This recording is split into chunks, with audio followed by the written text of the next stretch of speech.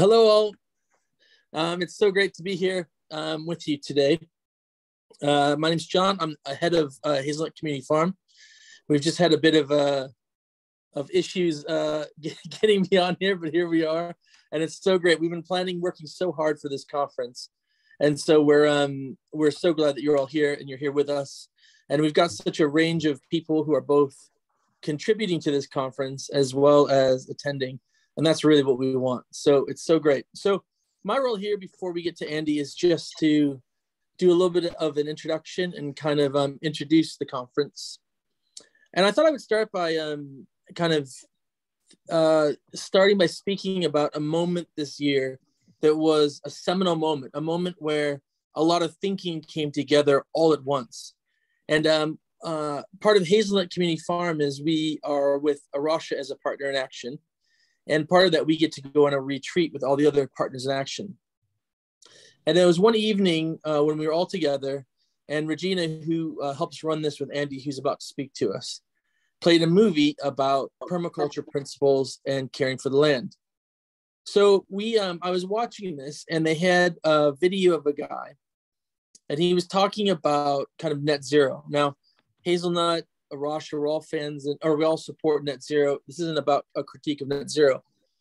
But he talked about how it made him feel, and he's saying, I feel like I can never do enough in light of climate emergency. And I feel like I have to always be doing more to reduce my footprint and reduce who I am. He said, at some point, I started to think, wouldn't it be better if I didn't even exist in this world? Because all I seem to be doing is adding more chaos to climate emergency. And he was saying that all that kind of thinking changed for him when he realized that it wasn't about kind of diminishing himself, but it was about expanding into creation, into land, and creating beautiful spaces, creating biodiverse spaces that sequester carbon into the soil and hold it there. And he actually realized instead of diminishing himself to get to net zero, it was about creating holistic, beautiful spaces that would then encourage that action. And I just have to be honest, I saw that and I thought, this makes sense. This is so much better. And this message is so much more clear to me than it is the net zero message. There has to be different voices that are kind of feeding into this. So I really have taken this on board, and it's a big part of how Hazelnut's formed as well. And I just want to encourage us today that we would be people of the land. So much of our fight for climate emergency is actually based around view for technology changing things, or again, reduction of or more cycling and net zero. But the truth is that we really want a long-term have a sustainable, workable, new future, we have to have land as part of it. We have to fall in love with land again. We can't just get new boilers for churches. We have to refine the beauty of land. And I'm not talking about just land as a concept or a land when you go to somewhere beautiful for holiday. I'm talking in, day out land, the rhythms of nature, the rhythms of creation. And this is when I say land too, I'm speaking of everything from someone who just has a windowsill that's growing a tomato up to folks that can look after many acres of land. We all have our space and we all can add something to this. So what does it mean to be people of the land, people that reimagine land? Well, the first is that I think we need to be creating land that declares the glory of God. So in the Psalms, it says that the heavens declare the glory of God. The spaces that we create as a people of land declare God. The beauty that we create as we grow declares God to our communities.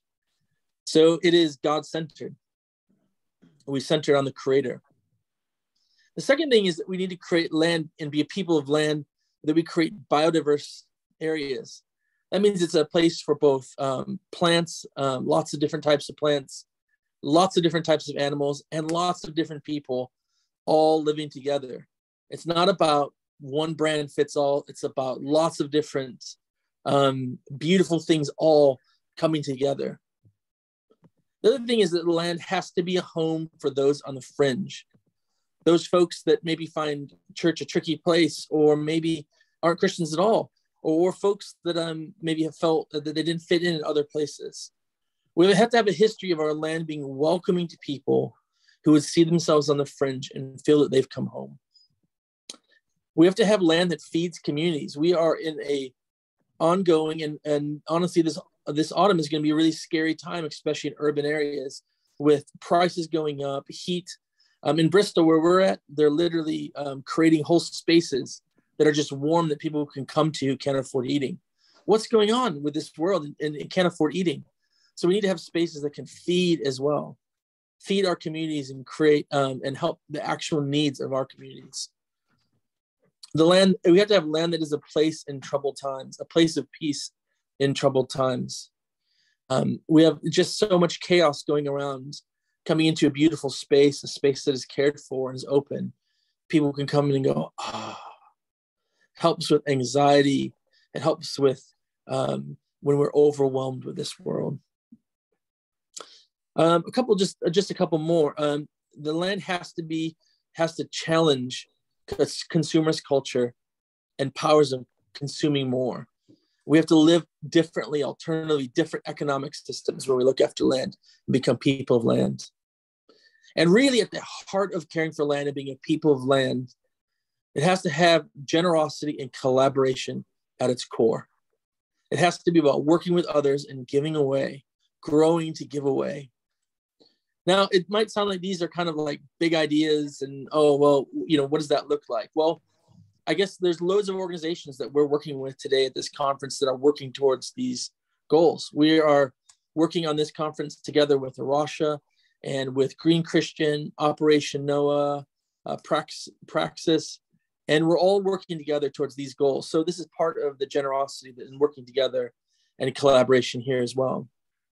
And we're happy as Hazelnut, we're happy for you to work and go and engage with any one of those organizations. It doesn't have to be Hazelnut. But we at Hazelnut are working committed to helping people become people of the land. And we are committed ourselves to creating these spaces and encouraging and engaging and resourcing other people to create these spaces as well.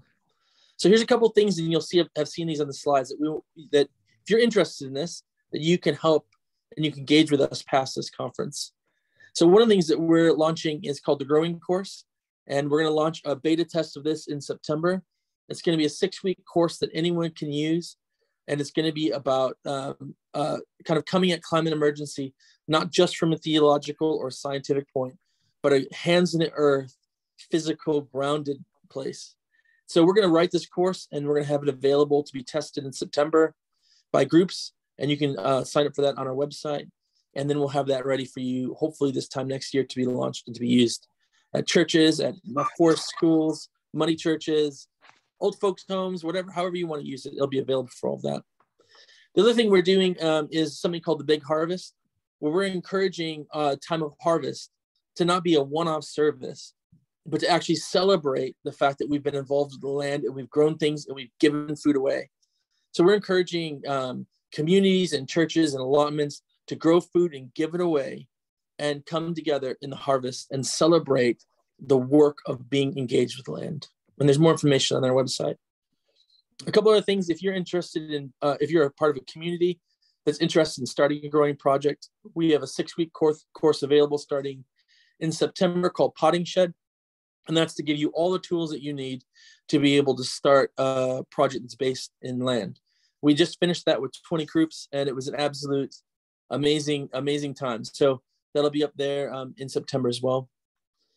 We have something called the Growing Collective, where it's any group that's involved in growing and giving away, and involved in creation. It's a supportive community, and we've got probably around 13 groups all over the UK now, and we're just growing as well. It's really exciting, so you can be a part of that as well. And then the last thing, just to say, this conference has been on Zoom. It's kind of been a product of, the issues with coronavirus. And next year, it's going to be looking a little different. So we're going to continue to go forward with this conference, but it's going to have some physical elements. It's going to be connected to the land, as well as some online elements. So watch this space as we kind of reimagine what this conference can look like as well. for people of land. So these are, yeah, that's what I wanted to share with. And I just want to encourage you as you go in this conference, if you listen to this story that's being told for so many different voices, of this prophetic voice that's coming forth of being people that are rooted in land as a call from God at this time. Thanks so much. John, one question that just came up in the chat was, will people internationally be able to engage with these different projects and initiatives? Do you mind just sharing that quickly before? Yeah, absolutely. So this conference is all being recorded, and that will be on our YouTube channel, and so that can be accessed. The Growing Project will be able to be launched as well anywhere. In terms of the conference next year, I think we'll have online elements, and if people want to meet physically in their area, in their country, that's fine. Well, I encourage it. That'd be amazing. I think the last thing is the potting shed course, which is the training, where we're literally looking right now about how that can be launched, not just in the UK, but across the world as well. So absolutely, we're working as hard as we can. This isn't just a UK issue. And so we really want to expand beyond just the UK. So absolutely.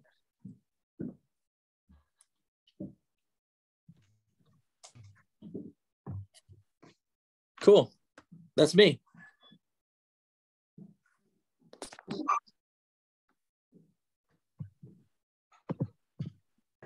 Do you want to introduce us to Andy then as our first speaker for the conference? Yeah, absolutely. So if you could stop the recording, and we'll introduce Andy.